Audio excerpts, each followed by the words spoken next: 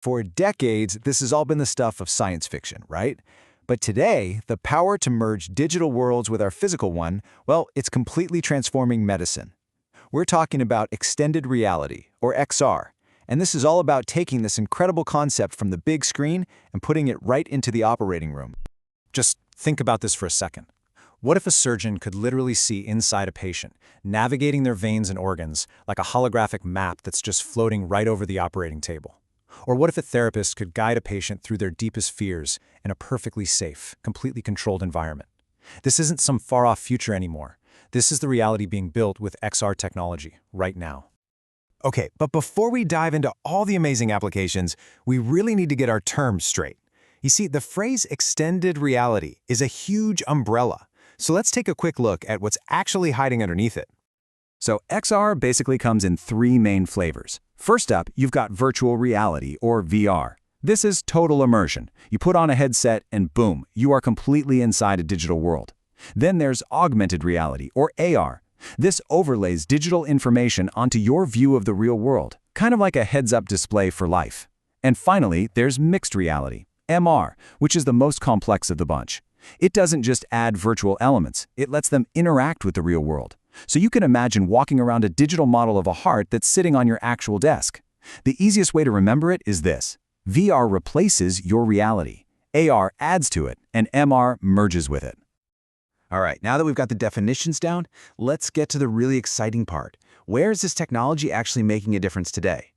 Because the data tells a really fascinating story about how XR is going from something you'd see in a clinical trial to a fully approved medical device.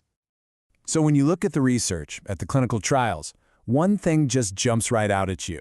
Virtual reality is the dominant force. And it makes sense, right? The tech has been around longer, it's generally cheaper, so it's a total powerhouse for research in things like mental health therapy, neurological rehab, and of course medical training. You can create these super complex clinical scenarios for a pretty low cost. AR and MR, they're a bit more focused, with most of the research happening in surgery. But hold that thought, because this next slide tells a completely different story. And here is where the story completely flips. When we look at official FDA approvals for actual medical devices, AR and MR are the clear winners. I mean, together they make up over 80% of them. So why the switch? Well, it's because these technologies are being used for direct diagnosis and treatment. We're talking about guiding a surgeon's hands or planning an incredibly complex procedure. So while VR is a beast for training, it's AR and MR that are becoming these indispensable tools in the actual practice of medicine. Of course, none of this happens without the hardware, and that usually means headsets. On the one hand, they offer these incredible features like real-time collaboration with colleagues across the globe and super intuitive controls. But on the other hand, there are some very real practical limitations we're still trying to solve.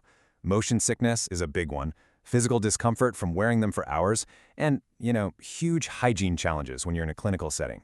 It's a classic case of amazing potential meeting some serious real-world friction. So how do healthcare systems actually get past that friction? Well, it turns out that making this work isn't just about buying the latest, fanciest headset. It's about solving a really complex puzzle. This image really gets to the heart of the challenge. For XR to truly work in a hospital, you need 4 key pieces to fit together perfectly. If even one of them is missing or doesn't fit right, the whole system can just fall apart. So let's break down each one of these pieces.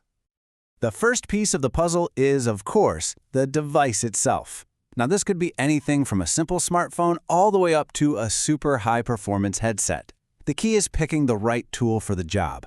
You have to think about its performance, its battery life, and a long-term cost of not just buying it, but keeping it running. Next up is the software.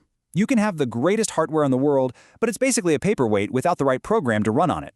And hospitals have to make a big choice here. Do they buy a ready-made application off the shelf, or do they invest a ton of time and money into building a custom solution that's tailored to exactly what they need? And of course, they have to make sure it actually works with the hardware they just picked. Now, this third piece is the one that people almost always forget about: the infrastructure. Think about it. A surgeon using an AR headset needs a rock-solid, high-speed internet connection with almost zero lag. The system has to be able to talk to existing medical records seamlessly. And maybe most importantly, it needs ironclad cybersecurity to protect all that sensitive patient data. Without this digital foundation, the whole thing is just unusable. And finally, we have the fourth, and you could argue the most important piece of the puzzle, the human element. You can have the absolute best tech in the world, but it is useless if your staff isn't trained to use it effectively. This means you have to provide real training, create clear support protocols for when things go wrong, and have people whose job it is to manage and maintain all this technology. At the end of the day, success depends on people, not just pixels. So here we are. We have this revolutionary technology, and we have a clear roadmap, those 4 puzzle pieces, for how to actually put it into practice. The potential is just immense, but to unlock it, we're going to need a very deliberate, very strategic approach. The big challenge here is that the world of XR is changing at a breakneck pace. We can't just apply old, rigid rules to a technology that's this dynamic. As the source material puts it so well, navigating this requires an adapted and evolving framework. What that really means is that success is about building a system that can adapt just as quickly as the technology itself. And that really leaves us with the final critical question. The technology is here, the benefits are clear, we even have the blueprint for what it takes to make it work. All the individual puzzle pieces are laid out on the table. The only question left is, are healthcare systems ready to start putting them together?